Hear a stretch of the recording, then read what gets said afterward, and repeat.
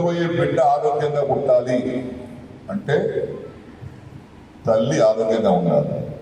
పేద మహిళలకు కనీసం కడుపు నిండా ఒక పూట భోజనం పెట్టాలనే ఉద్దేశంతో ఒక గ్లాసు నిండా పాలు గుడ్డుతో సహా ప్రతినిత్యం అంగన్వాడి సెంటర్కి వచ్చి తిరిగిపోవాలని ఎందుకంటామంటే గర్భిణీ స్త్రీ ఆరోగ్యాన్ని మనం కాపాడుకుంటే సమాజమే ఆరోగ్యంగా ఉంటుంది.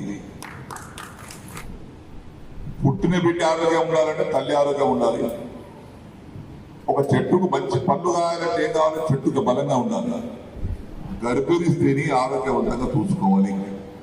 అన్ని వదిలిపెట్టి అదొకటే సూత్రం. ఇస్తావా, గుడ్లు ఇస్తావా, మాంసం పెడతావా, చికెన్ పెడతావా, ఇంకేమైనా ఇస్తావా?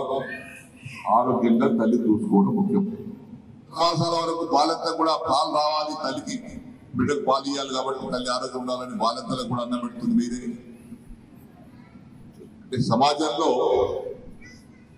ఈ సమాజాన్ని ఆరోగ్యవంతంగా ఉండటానికి కీలకమైనటువంటి యొక్క స్థానం ఎక్కడ ఉందంటే అంగన్వాడీ సెంటర్లో ఉంది.